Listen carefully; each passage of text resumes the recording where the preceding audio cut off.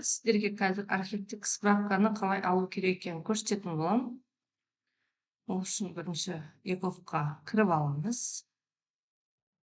Ековқа кіріп алғаннан кейін архивтік справка сұратады, сол кісінің этспісімен кіріледі.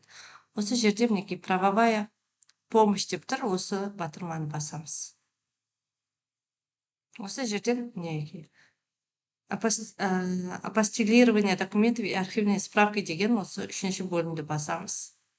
Осы жерден получение архивных справок деген бөлімшені басамыз. Осылай басқаннан кейін заказать услуги онлайн дейміз.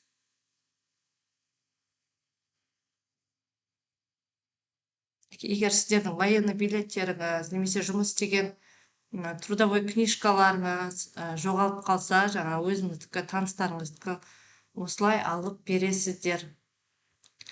Бұрынғы жерлерінен. Қазір загрузка болып тұр. Мінекей бізде кірді. Енді бірінші информация заявителі деген жерде заявитель бойынша барлық данныйлар тұрады. Мына жерде почтовый индекс тұрады. Мына жерде мысалы мінекей осы почтовый индекс 16000 деп мысалы қай район, сол жерде жазылады.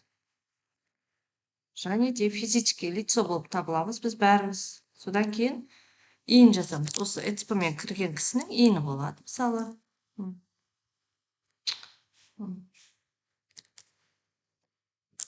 мысалы 7400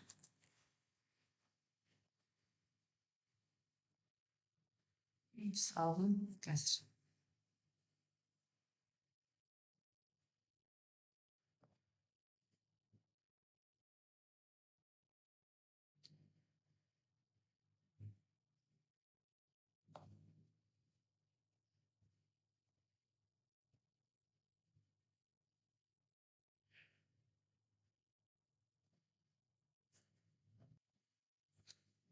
және де физлицо деп айттым сіздерге, және де нерге осы этспінің егесі архивтік справканы кім сұрап жатыр, соның иінін жазып поиск десек осылай шығады.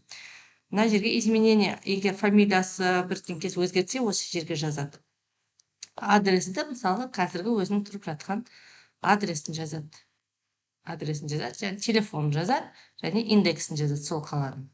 Содан кейін информация о заявлении деген жерге, мысалы мына жерде қай жақтың адресі келеді, мысалы жұмысты қай жақта істеді, мысалы армияда Алматыда болса Алматыны таңдайды, мысалы жұмысты Астанада болса, мысалы Қостанай облысы керек, маған Қостанайда жұмыс жасаған, мінекей осы Қостанай таңдаймыз, және де осы жерде Амангельдинский районын таңдаймыз. Мінекей осы жерде Амангельдинский селоны таңдаймыз, және село Амангельдіні таңдаймыз. Сохранить дейміз. Енді осы жерде наименование организации. Мына жерде Государственный архив Костанай области управления информатизации оказания услуг. Мінекей бұл жерде архив Костанайской области осыны таңдасақ болады. Өйткені басқа үлкен учреждениялар жоқ мына жерде. Мінекей Костанайский бар. Мінекей Амангельдинский таңдаймын, өйткені міне Амангельдіге қарайды, осы Амангельдинский район. Мінекей осы жерден осы селоны таңдадым, және Амангельдинский район таңдадым. Вид запрашиваемый архивная, справка керек па, выписка керек па, копия керек па. Архивная справка керек, мінекей. И описание запроса. Мысалы жұмыс жасаған жылдар.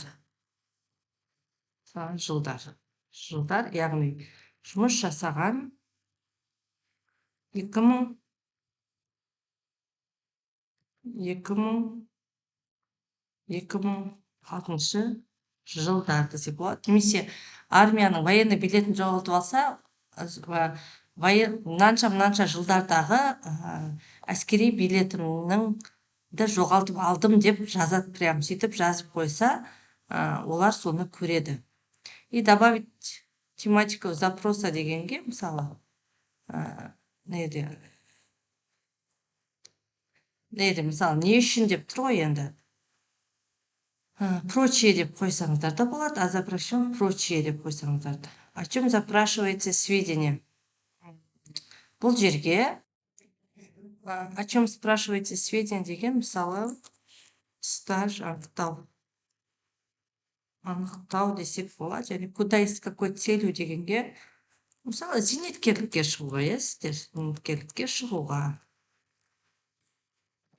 үшін, осылай қазақшалап жасасыздар. Или басқа жаққа, мысалы, жұмысқа керек, өзіңізге керек, место работы запрашиваем. Қай жұмыста істедіңіз, мысалы, кезінде аттары бар ғой, жұмыс жасаған, мысалы, сол жұмыстың атын жазасыздар. Мысалы, мына жерде мен райсовет, районный,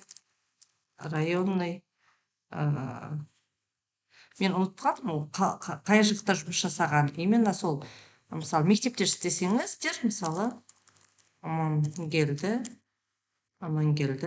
орта мектебі. Мектебінікі керек болса, сол жерде жұмыс жасаса, осы Амангелді орта мектебі номер деп жазады. Және қай жылдан аралығында керек, мысалы, 2000,